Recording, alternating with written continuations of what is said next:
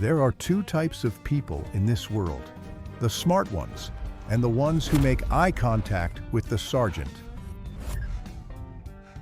You saw that poor sap? That's what we call a self-correcting error. In the service, we learned one rule before we learned how to shoot: never volunteer for anything. But I see you folks out there, joining HOA committees and PTA boards. You need an intervention. Lucky for you, I brought the field manual. Let's start with the acronym that every recruit learns the hard way. Navy. Never again volunteer yourself. It's not just a branch of the service, it's a survival strategy. If the sergeant asks who has a driver's license, keep your hand down, or you'll be driving a wheelbarrow of manure.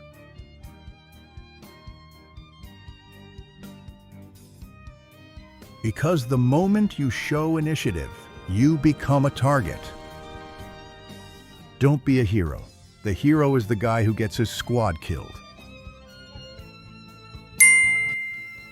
and then gets a medal for it. Heroes get statues. The rest of us get to go home and drink a cold beer.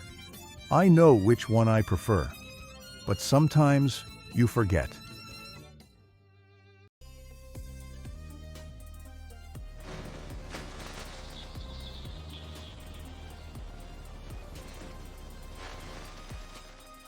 And when you do forget, you run into this classic problem. Good initiative.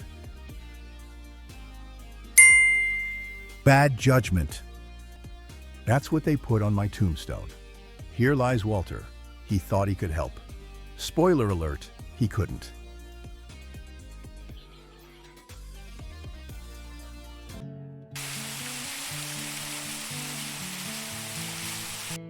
See that? He volunteered to fix the leak. Now he's drowning in his own good intentions, which leads us to the good idea fairy. There is a law of physics that applies specifically to volunteering. If it's stupid but it works, it's still stupid and you're lucky to be alive. Civilians think this means innovation. No, it means you use duct tape to fix the helicopter, and God decided to look the other way today.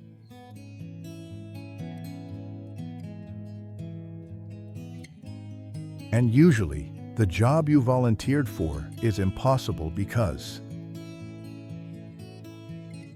the easy way is always mined. If the path looks clear, it's an ambush. Same goes for marriage. Honey, do you want to pick where we eat? That is a landmine, gentlemen. Do not step on it.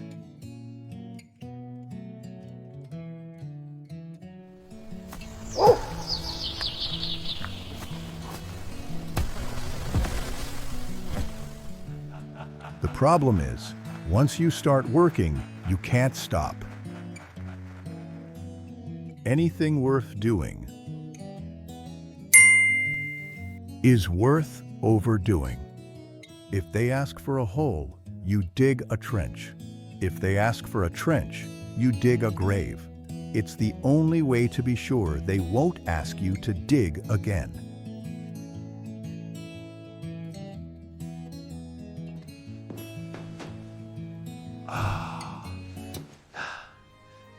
Look at that leadership.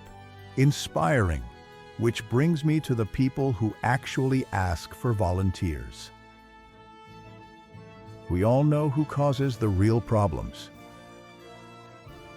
Friendly fire.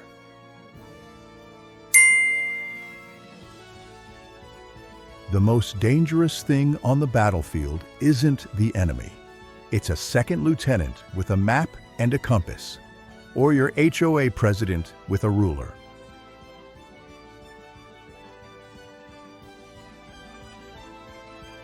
And when the boss makes a mistake, remember this golden rule. Never interrupt your enemy when he is making a mistake. If your boss is digging himself a hole, don't take the shovel away. Hand him a Gatorade and watch the show. It's safer for everyone.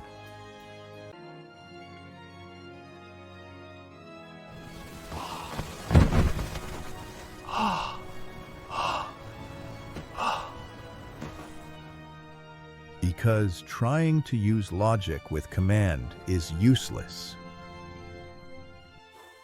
Reason is not automatic. Those who deny it cannot be conquered by it.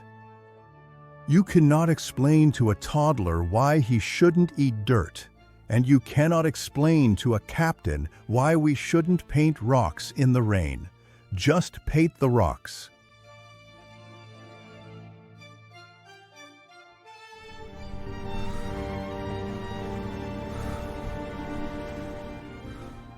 Now that guy gets it. He's reached the final stage of enlightenment. At the end of the day, you just have to accept your fate. Embrace the suck. It's raining? Good. The enemy is wet too. Your back hurts? Good. Means you're still alive. The coffee is cold? Good. Actually no. Cold coffee is unacceptable.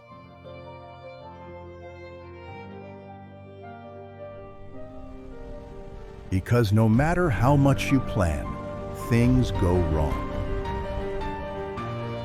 No plan survives contact with the enemy or contact with my wife. I had a plan for this Saturday. It involved a hammock. It did not survive contact with the honey-do list.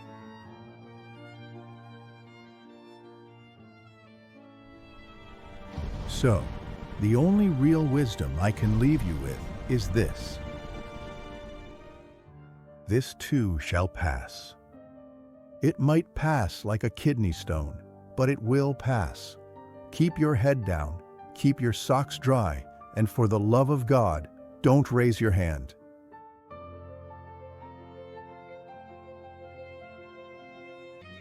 I think this compass is broken. It keeps pointing to happy hour. You know what? I'm gonna follow it. That's the only mission I'm volunteering for today. Dismissed.